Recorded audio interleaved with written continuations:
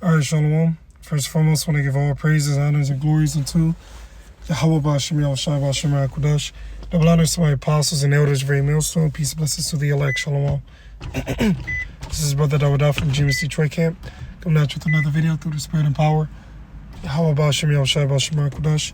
Today I want to do a quick hit. Title of this video will be, Sometimes it's best to be quiet. And that's the nicest way I could put it. Those of this video will be edifying, all right? Now, this can be applied to many different things, all right?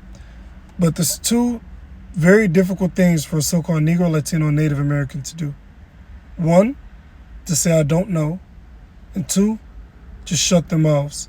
Those are two of the hardest things for a so-called Negro, Latin, or Native American to do.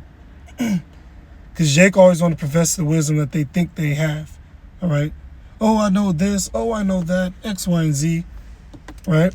So that's something that people are quick to do, to voice their opinion, voice what they, of course, as soon as I start the lesson, someone got to pull up next to me. You can't make this stuff up. But anyhow, one of the things people are quick to do is to say, oh, well, I think this, or well, I think that.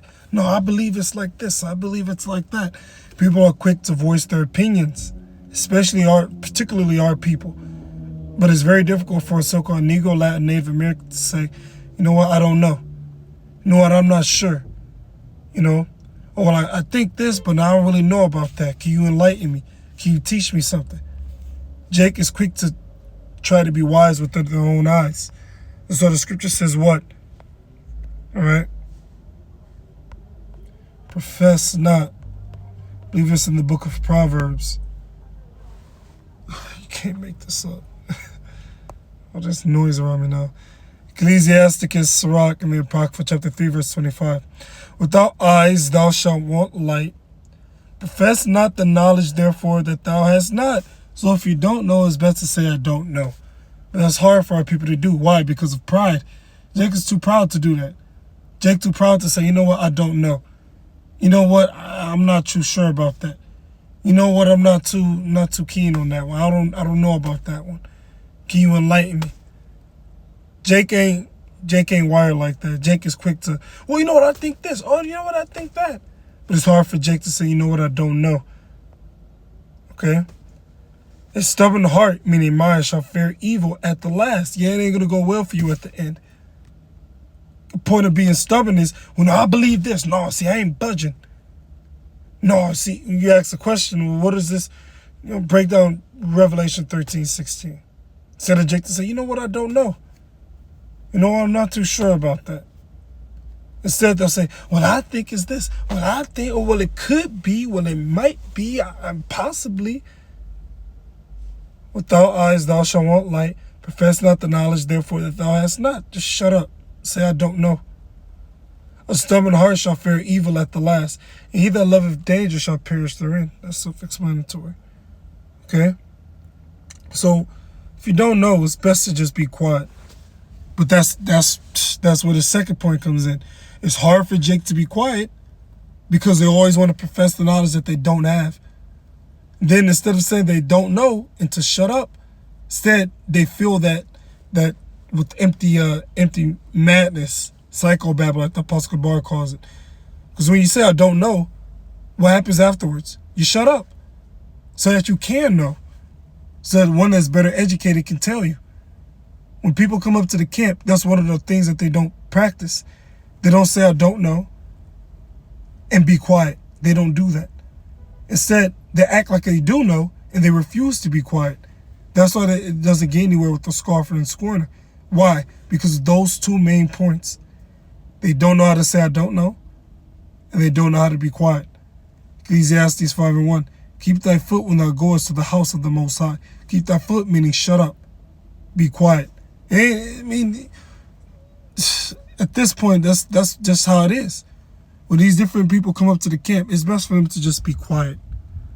If they have a question, you have to demonstrate patience. A lot of these different scoffers and scorners, they'll leave because they're not patient. They don't know how to wait. Therefore, what happens? Because they're not patient, they don't get their question answered. And how do I put it? They don't get their questions answered as quickly as they would like. So instead of them to be patient, instead they'll just walk off. Well, guess what? This truth is never for you if you're just walking off.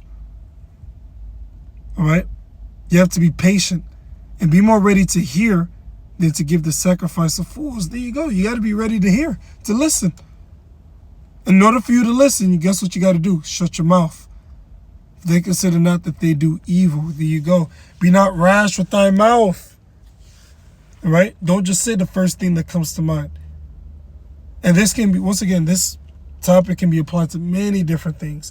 It can be applied to these different scoffers and scorners that come up. It can be applied to when you're before an elder, a bishop, all right, a camp leader, and brothers that have been in the faith before us. Okay? It ain't always necessary to say the first thing that comes to mind. What's more necessary is for you to be quiet. Think about what you're going to say before you say it. And we don't always do that. But when we don't always do that, you know what really helps? Just being quiet. Being laid back. Being in the cut.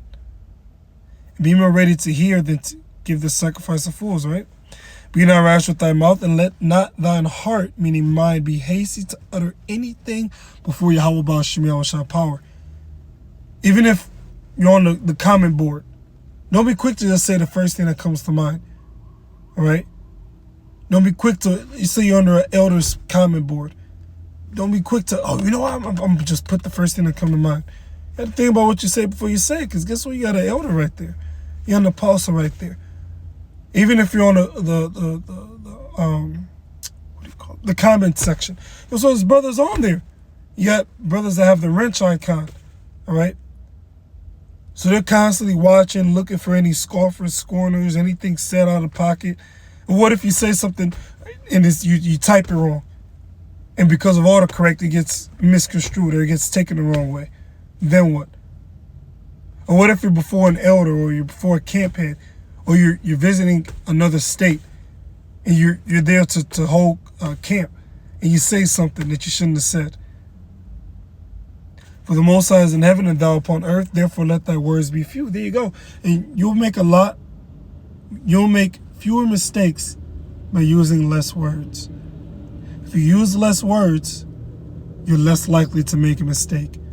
When you're rambling, when we ramble, when we say too much, we're more than likely to say the wrong thing. We're more likely to say the wrong thing. So the scriptures say, let thy speech be short, sweet, to the point. No one likes a long lecture. All right? The skill with teaching this knowledge is truth. All right? Is to use few words, but those few words having great meaning. Use few words, but the words that you use need to have great meaning. You see? That's the skill. Okay? Once again, this topic can go many different directions and ways. Now, earlier this week, I was reading the book of Sirach. I believe I started at, I think it was like 34 or something like that. And there was a precept that I have found. Let me see if I can find it. Because it speaks about your mouth.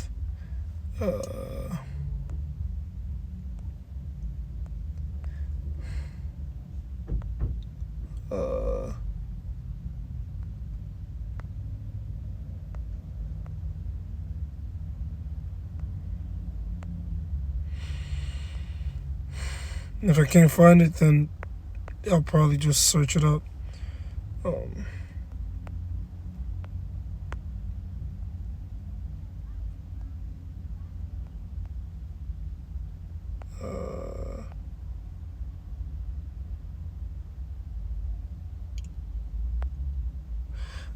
all right, let's try like this. I was just looking at it yesterday in Salakia, which means forgive me in the Hebrew. Okay.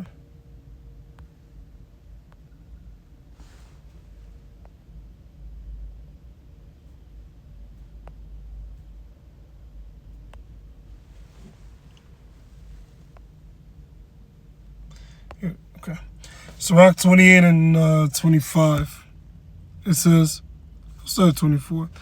Look that thou hedge thy possession about with thorns, and bind up thy silver and gold, and weigh thy words in a balance.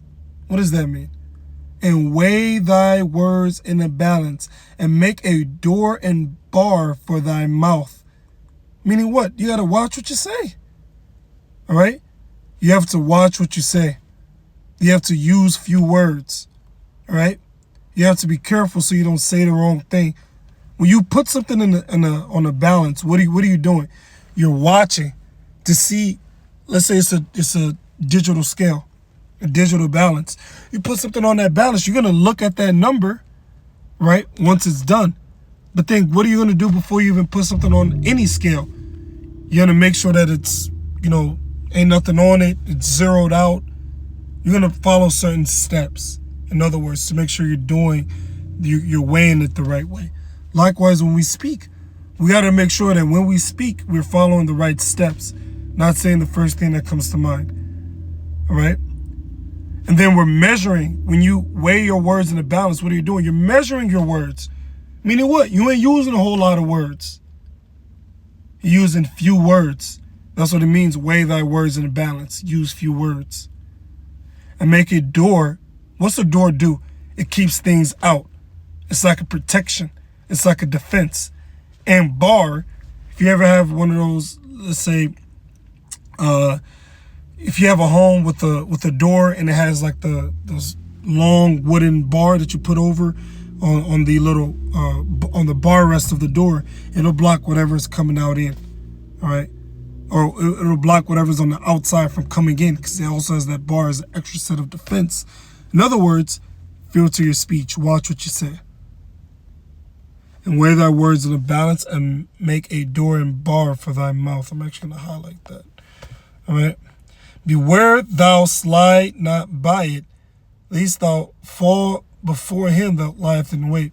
So the point being, you got to watch what you say and use few words. Okay. When people come up to the camp, that needs to be practiced. We were before apostles, elders, camp leaders, bishops, all right, brothers that have been in this thing before us. Even when you go to other camps to visit, that's something that needs to be practiced. And even within your daily life, within our daily lives, when you're before your employer, all right, your boss, the things like this, when you apply these things, it builds up a character. It shows them that, you know what, this person, he's different. He or she's different. They think before they speak. They don't say a whole lot.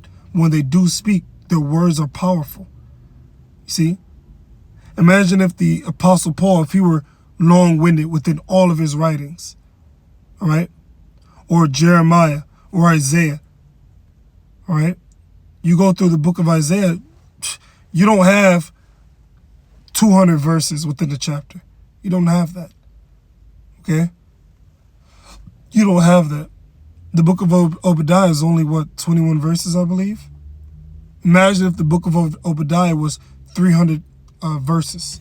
How would you even, short and sweet.